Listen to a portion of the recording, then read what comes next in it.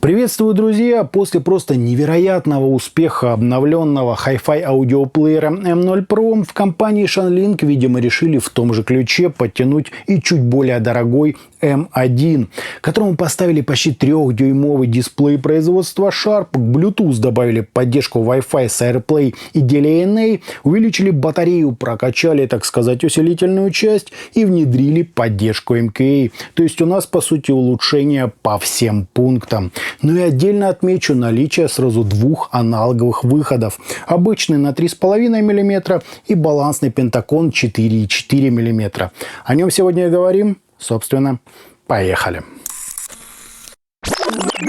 Коробку от M1S оформили ровно в том же ключе, что и M0 Pro. Ярко, молодежно, с двумя логотипами Hi-Res Audio, а также перечнем основных характеристик.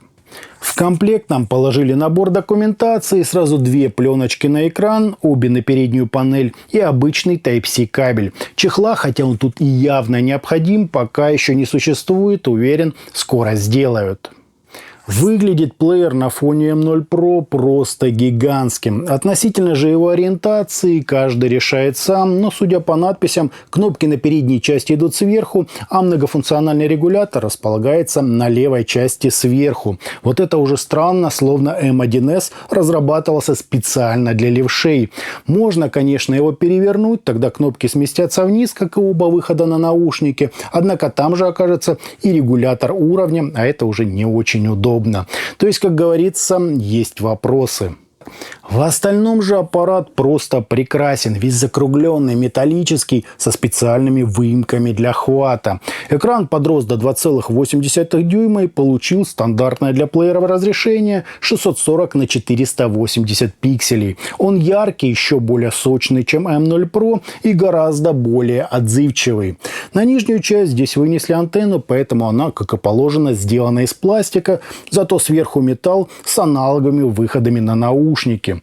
Где на 3,5 мм разъеме нам предлагают до 144 мВт мощности на 32 Ома нагрузки, а на 4,4 мм до 245 мВт. Это незначительно, но все-таки больше, чем было у M0 Pro.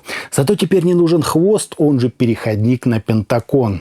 Слева у плеера находится тот самый многофункциональный регулятор с тактильно приятными механическими щелчками, который громкость регулирует и экран включает и позволяет по настройкам бегать. Двойные и тройные нажатия здесь уже не столь актуальны, поскольку над экраном есть конкретные физические кнопки перемотки и паузы. На правую же часть производитель вынес слот для карт памяти до 2 терабайт и Type-C порт для зарядки и подключения к компьютеру. И хотя это никак не отражено, M1S, ровно как и M0 Pro, поддерживает внешние USB-ЦАПы, выступая для них в качестве источника цифрового сигнала. Пользоваться аппаратом, вообще говоря, удобно, сборка на 5 с плюсом. При продолжительной работе аппарат незначительно нагревается, в паузах я слышу абсолютную тишину. Относительно использования можно выделить тот самый случай с мобильным ЦАПом, непосредственно как аудиоплееры в качестве USB-ЦАПа с компьютером. Благо, все драйверы производителям предоставлены, то есть имеется и поддержка старых версий операционных систем и профессионального ASIO интерфейса. Варианты с Bluetooth в качестве источника для беспроводных наушников и удаленного управления SyncLink, доступного в плеере Edict, мне, честно говоря, не очень интересно, а вот обновление по Wi-Fi я уже оценил, действительно удобно. Жалко, не портировали сюда никаких приложений со стримингом, из-за чего довольствоваться придется вездесущими AirPlay и DLNA. Ну и как вариант транслировать музыку по Bluetooth. Не зря же сюда завезли модуль с LDAC и aptX HD кодеками. По железу мы имеем самый новый процессор Ingenic X2000, неназванный Bluetooth чип 5-й версии и двухдиапазонный Wi-Fi. Операционную систему M-Touch 2.0, основанную на Linux, проверенный временем чип конвертера ESS и ES9038Q2M и целых два операционных усилителя Riccar RT6863. А остальное железо, как заверяет производитель, тоже самого высокого класса. Декодирование плеера поддерживает поддерживает до 32 бит 768 кГц, нативный DSD 512 и, наконец-то, MQA. Выше, как говорится, еще не придумали. По мощности 3,5 мм выхода хватит для абсолютно всех внутриканальных и большей части полноразмерных наушников, а вот балансного должно хватить вообще всем, за очень редким исключением. По времени можно ориентироваться где-то на 10-14 часов в зависимости от выхода, уровня громкости, усиления и чувствительности подключенных наушников. Софт здесь простой и наглядный. На главный экран нам вынесли картинку альбома, характеристики файла, кнопки управления, информацию о состоянии батареи, уровне громкости, текущем времени и кнопку перехода в контекстное меню, где можно использовать АБ-повтор, изменить только в большую сторону скорость воспроизведения, добавить в плейлист, скачать обложку из сети и непосредственно удалить файл. Проведя же сверху вниз, мы, как и на смартфоне, можем отрегулировать яркость, включить и отключить Bluetooth и Wi-Fi, поменять уровень усиления, переключить несимметричный выход в режим линейного, перевернуть экран и перейти в настройки воспроизведения. Кнопка эквалайзера на прошивке 1.2 почему-то не нажимается, хотя в соответствующем меню все отлично работает.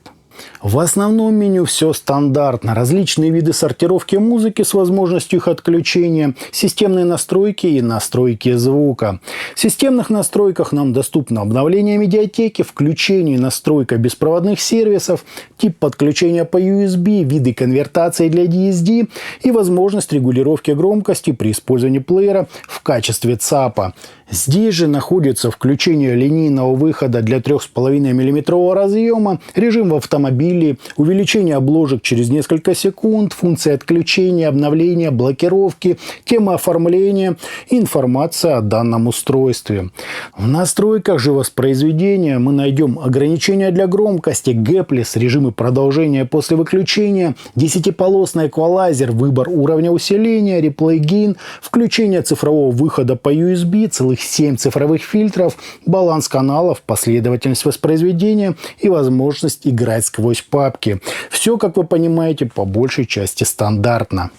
Замеры же M1S меня, прямо скажем, удивили. Я, как и прежде, проводил их в 24 бита 96 кГц на высоком уровне усиления с балансного и обычного выхода в плеера.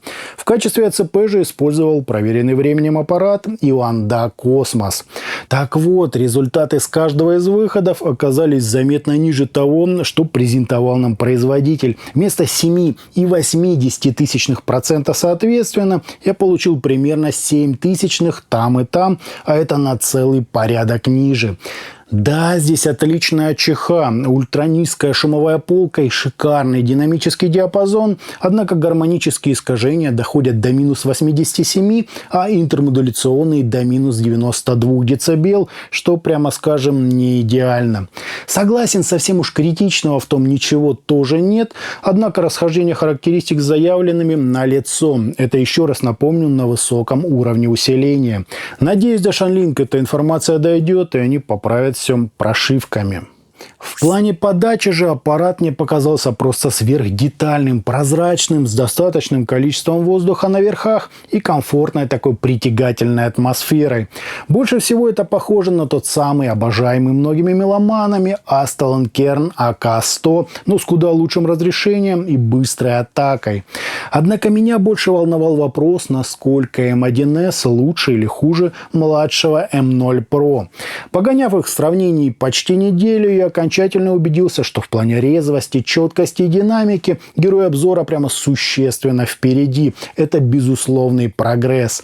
По мелодичности, тембральному объему, выразительности и уровню погружения в материал у них плюс-минус паритет.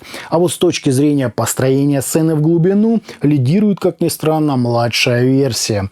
У M1S звук как бы ровнее и с аудиальной точки зрения мягче. Вопрос сцены, конечно, всегда был очень вкусовой. звуковой, но все расставила по местам оркестровая музыка с ее требовательностью к передаче так называемых эшелонов и каждого из инструментов в частности. Вот здесь, на мой взгляд, лучше всего справился M0 Pro. Да, он не такой точный, чуть менее певучий, слегка грубый, но в плане пространства помещения показал себя немного впереди.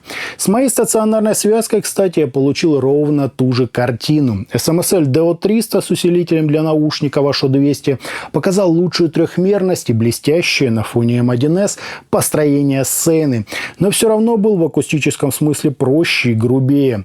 Есть в герое обзора некая такая изысканность, которая заставляет в него прямо влюбиться. В наличии также ценимый многими меломанами тембральный объем, техничность, вес и хорошо выраженный аналоговый окрас. Также хочется выразить восхищение, насколько все прозрачно, естественно и гармонично. Плеер буквально создан для того, чтобы играть красиво, сглаживая всякие огрехи звукозаписи и подчеркивая эмоции. Бас глубокий, живой, текстурный. Серединка детальная, но с явно музыкальным таким характером и просто поразительным вовлечением. Верха же естественным образом развивают инструменты средних частот, но никак дополнительно не подсвечиваются. Хотя всякие там колокольчики, трещоточки и тарелочки передаются с довольно-таки завидной точностью. Shanlin, как и в остальных своих актуальных аудиоплеерах, делает основной акцент на аутентичности вокала и тембрах музыкальных инструментов, чем приближает нас к той самой виниловой атмосфере. На слух это реально просто потрясающе. Не уровень, конечно, M6, но близко к тому. Здесь, как и в M6, прекрасно выдержан баланс между микро- и макроконтрастом, без явного перекоса в одну из сторон, хорошая динамика, прекрасная артикуляция, вот только прорисовка в глубину в данном случае не очень удалась, но это важно только во всякой мультиинструментальной музыке, где участвует как минимум небольшой оркестр. То есть для клубного джаза, рока, разнообразной электроники, блюза, соула, этнической музыки и всего остального прочего это просто восхитительно решение. Особенно же его оценят любители ранних плееров Astelland Kern.